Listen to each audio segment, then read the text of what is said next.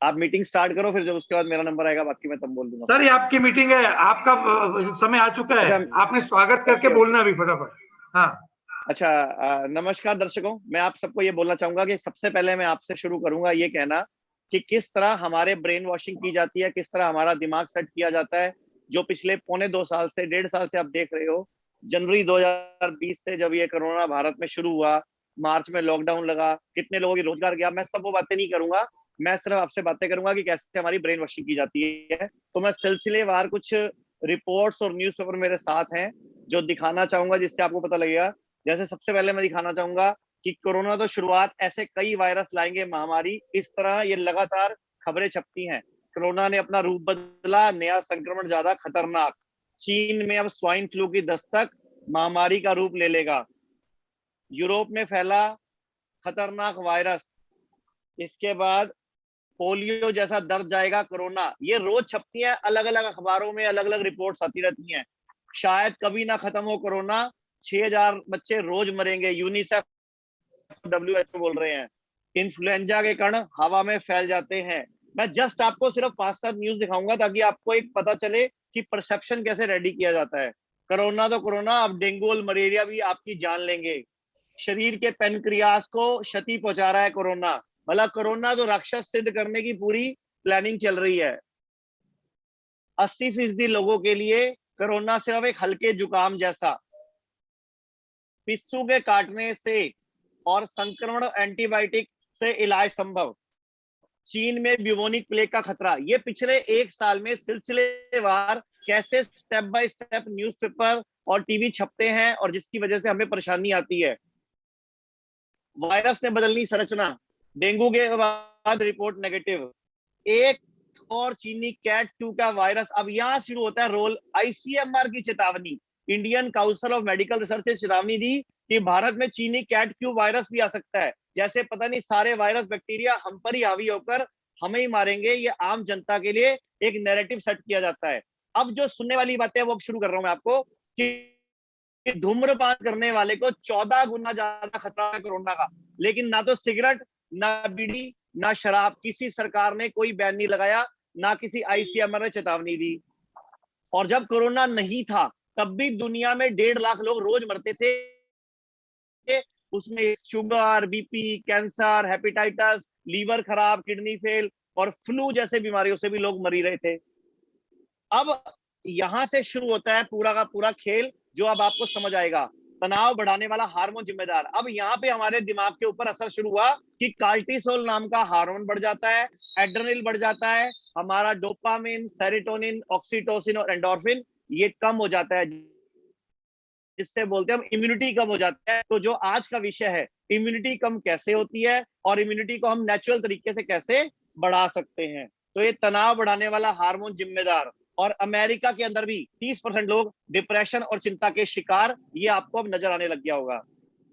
अब इस तरह स्टेप बाय स्टेप हमें खबरों के माध्यम से, टीवी के माध्यम से, अलग अलग तरह के सोशल मीडिया प्लेटफॉर्म से हमारा दिमाग रेडी किया जाता है। आपको पता है भारत में पिछले 1.5 साल में 1,500 करोड़ रुपए की खाली बुखार की दवाई बिक गई। मैं आज ही एक न्यूज़पेपर पढ़ रहा था, 650 करोड़ का रेमडेसिविर तो सिर्फ मार्च 2021 तक बिक चुका था, 650 करोड़ का, जिसका कोई जिसको कोई ले ही नहीं रहा था, वो सारा भारत में स्टॉक खपा दिया गया। और इसके अलावा HCQ, एजिथ्रोमाइसिन, आइवरमेक्टिन, इसके अलावा कोई और भी दवाइयां, लोटनाविल सब हमें दी गई। जबकि आपको एक सच्चाई पता होनी चाहिए, मई 2020 में ही फ्रांस, इटली और बेल्जियम ने HCQ का अपने यहाँ पे प्रयोग बंद कर दिया था, लेकिन भारत में आज भी चल रहा है।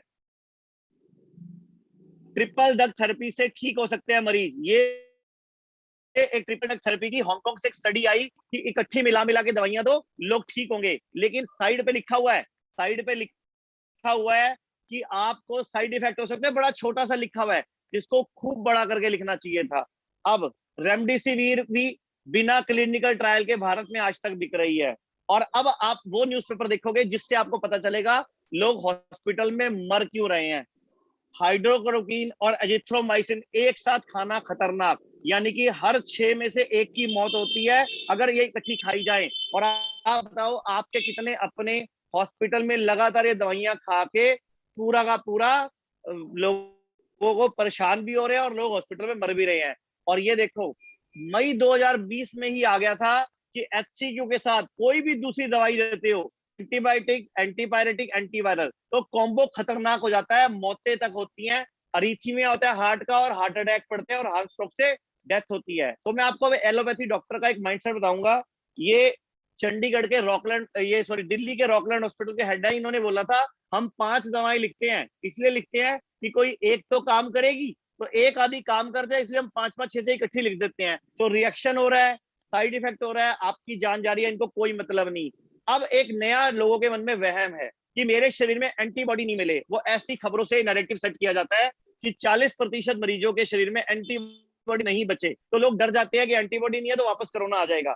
जबकि रिसर्च क्या कहती है कि जब एक फैमिली का एक वायरस हमारी बॉडी में आ जाता है तो हमारी इम्यूनिटी डेवलप हो जाती है और उसके बाद दोबारा संक्रमण नहीं होता, यानी कि एंटीबॉडी नहीं भी हो, क्योंकि वो मेमोरी सेल में, टी सेल में फीड हो जाते हैं। तो आपको घबराने की जरूरत नहीं है। अभी भारत में हमें किसी ने नहीं बोला कि अगर आपको कोरोना हो चुका है तो आपको वैक्सीन की जरूरत ही नहीं है। ये तो बोलते हैं सब लगाओ, अगर अब नहीं है तो बोल रहे हैं पहले 4 हफ्ते के गैप पे लगाओ, अब बोल रहे हैं 8 हफ्ते 16 हफ्ते के गैप पे भी लगा सकते हैं, क्योंकि स्टॉक नहीं है ना इनके पास।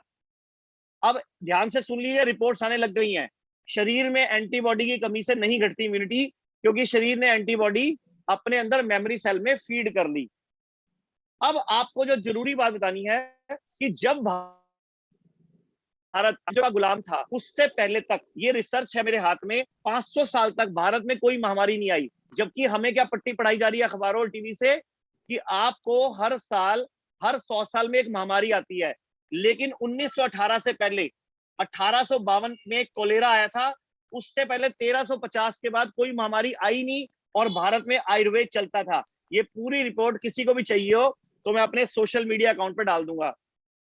ये क्या कहती है रिपोर्ट कि सन 1346 में आया था ब्लैक डेथ प्लेग और उसके बाद 1852 में कोलेरा, यानी कि 500 साल कोई महामारी नहीं आई। तो फिर कैसे भारत में ये नैरेटिव सेट किया जाता है? तो ये सेट किया जाता है मॉडर्न चिकित्सा की वजह से। मॉडर्न चिकित्सा इसको हमारे ब्रेन में सेटल कर देती है। क्या कहती है कि जब अंग्रेज भारत में थे और अंग्रेजों का राज था भारत में, तो मैंने पूरी स्टडी करी कि उस टाइम पे जब भी कोई बीमार पड़ता था आयुर्वेद के वैद्य उसको ठीक कर देते थे। लेकिन मॉडर्न जो चिकित्सा पद्धति है उसको भारत में सेटल डाउन करने के लिए इन लोगों ने 1896 में एपिडेमिक एक्ट बनाया और आयुर्वेद को पिछड़ी पत्ती, झोला छाप और एक पुराना सोचा हुआ विचार घोषित करके लोगों को जेल में डाल दिया, लोगों को फांसी पे चढ़ा दिया। और भारत में 1896 में प्लेग फैला था और सूरत में सबसे ज्यादा फैला था, शायद आपको सबको याद भी होगा। तो मैं आपको ये बताऊंगा कि उस टाइम जो ये सेट किया गया तैयार आयुर्वेद को झोला छाप घोषित करने का, उसके बाद बहुत सारे आयुर्वेद के वैद्यों ने काम करना छोड़ दिया और उसके बाद धीरे धीरे करते करते हमारे दिमाग में एलोपैथ आयुर्वेद को पिछड़ी पत्ती, झोला छाप, पुराने दकियानुसी विचार, इनका कोई दर्शन नहीं है, इनकी कोई सोच नहीं है, ऐसे करके आज भी जब भारत में पेंडेमिक घोषित हुआ था, एपिडेमिक एक्ट घोषित हुआ था 22 मार्च को, लॉकडाउन के बाद सारे आयुर्वेदिक और होम्योपैथिक कॉलेज बंद कर दिए गए थे और इलाज की अनुमति किसको थी? एलोपैथी को। जिनके पास आज तक कोई इलाज नहीं है। बीपी है, बोलते हैं जिंदगी भर गोली खाओ, शुगर है जिंदगी भर गोली खाओ, थायराइड है जिंदगी भर गोली खाओ, किडनी फेल डायलिसिस कराओ, तब तक कराओ जब तक ट्रांसप्लांट नहीं हो रहा। तो ये एलोपैथी वाले इस तरह से शुरू से हमारे माइंड को कंट्रोल करते हैं और आम आदमी इसकी चपेट में आ जाता है। एक और उदाहरण दूंगा मैं, आप बोलोगे कि ये नेचुरल इम्यूनाइजेशन की बात कर रहे हैं तो बीच में ये बातें क्यों कर रहा हूं, तो बता देता हूं। ये सब हमारा माइंडसेट हमारी इम्यूनिटी के ऊपर काम करता है।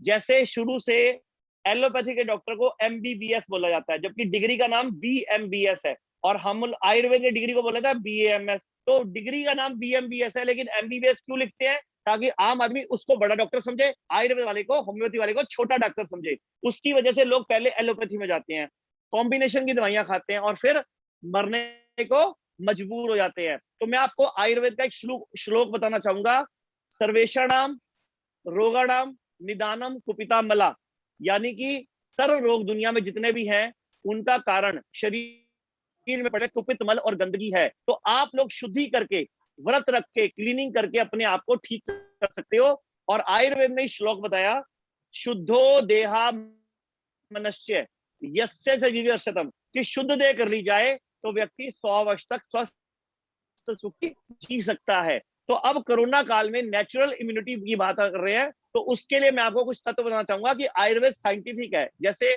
एक तत्व है ग्लाइसिराइजिन, वायरस के प्रोटीन को शरीर के सेल के साथ जुड़ने से रोकता है और यह मुलट्ठी में पाया जाता है।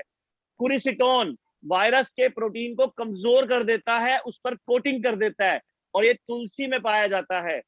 ऐसे ही एक तत्व है मिथेनॉल, जो वायरस की ऊपरी परत को तोड़ देता है, उसकी कमर तोड़ देता है, ये मान लो, ये पुनर्मा में पाया जाता है। एक तत्व होता है फ्लेवोनाइड, ये मैसेंजर आरएनए को मल्टीप्लाई होने से रोकता है और ये सौंठ यानी कि अदरक और पपीते में के पत्ते में पाया जाता है। ऐसे एक तत्व है ग्लाइकोप्रोटीन, वायरस के एनवेलप को तोड़ता है और ये पुनर्वा और गुड़ूची में पाया जाता है।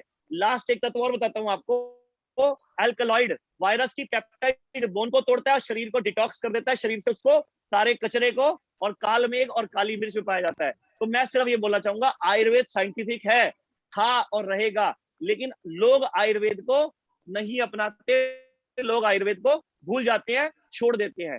तो मेरी आप सबसे विनती है कि मैं आपको कुछ बताना चाहूंगा, ये चीजें जिससे आप बचोगे। जैसे जैसे बच्चों में आयरन की कमी हो तो वैक्सीन काम नहीं करती। अब हिंदुस्तान में कम से कम बच्चों को 12 तरह के मिनिमम वैक्सीन लगते हैं और अमेरिका में 35 वैक्सीन लगते हैं। लेकिन अगर आयरन की कमी है, विटामिन डी की कमी है, तो बच्चे को वैक्सीन असर ही नहीं करती। अब आयरन के लिए फिर आयरन की गोली, आयरन का कैप्सूल, और विटामिन डी के लिए उसका सैशे शुरू हो जाता है, जबकि ये नेचुरल रूप में लेने होते हैं। आप मुझे बताओ ना, हाथी को कैल्शियम कहां से मिलता है? गेंडे को कैल्शियम कहां से मिलता है? पत्तों से मिलता है ना। तो आप लोग भी क्यों ग्रीन जूस नहीं पी सकते? आप लोग अपनी इम्यूनिटी बढ़ाने के लिए रोज ग्रीन सूप क्यों नहीं पी सकते हरी सब्जियों का? आप लोग क्यों नहीं ऐसी कोई चीजें पीते जिससे इम्यूनिटी बढ़े? नारियल पानी पी सकते हो आप लोग, हरी हरी सब्जियां खा सकते हो। और देखो, मैं फिर बताता हूँ, विटामिन डी की कमी होती है तो कोरोना से मौत का खतरा बढ़ता है। इस तरह हमारा नैरेटिव सिर सेट करते हैं। और विटामिन डी की अन्य सप्लीमेंट की भारी डोज लेने से हार्ट पर भी नुकसान होता है और लीवर खराब होता है। और अभी अमेरिका के डॉक्टर्स की रिसर्च ही है ये, कि विटामिन डी के सैशे लेने से आपकी मौत जल्दी होती है और आपको नुकसान होता है, लीवर खराब होता है। और सूर्य की रोशनी ही नेचुरल इम्यूनिटी देती है। ये सब रिपोर्ट्स और रिसर्चेस में क्यों दिखाता हूं?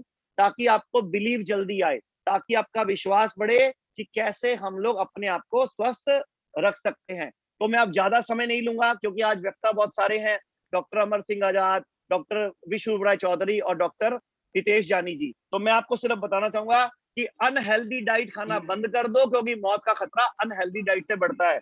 और शाम को 6 बजे से पहले खाना खा लो और व्रत रख लो। लंघन परम औषधम, यानी कि अगर आपको इम्यूनिटी बढ़ानी है तो खुश रहो, सुखी रहो, मन को प्रसन्न रखो, और आयुर्वेद की जड़ी बूटियां और अपने इलाके के आयुर्वेदिक डॉक्टर को अपना फैमिली डॉक्टर बना लो, क्योंकि उसका आपका पैसा नहीं चाहिए, उसको टेस्ट की रिपोर्टों की कमीशन नहीं चाहिए, उसको कोई आपका अंग नहीं चाहिए। तो रॉन्ग प्रैक्टिस अपने आप भारत में धीरे धीरे बंद हो जाएगी। तो नेचुरल इम्यूनिटी के लिए मैं इतना ही बोलना चाहूंगा लास्ट में, कि अपने अंदर को खाली छोड़ के, व्रत रख के, शुद्धि करके, क्लीनिंग करके आप अपने आप को स्ट्रॉन्ग कर सकते हो। जैसे ही कोरोना का कोई पहला लक्षण आए, आप 3 के लंघन पे चले जाओ। और लंघन की डाइट हमारे निशा के प्लेटफॉर्म पे उपलब्ध है। एक कॉमन प्रोटोकॉल है कि 3 दिन आपने कैसे उपवास रखना है। मेरे हिसाब से मैं आपको इतना ही बताना चाहता था कि कैसे धन्यवाद आप अपने आचार्य जी। माइंड को स्ट्रॉन्ग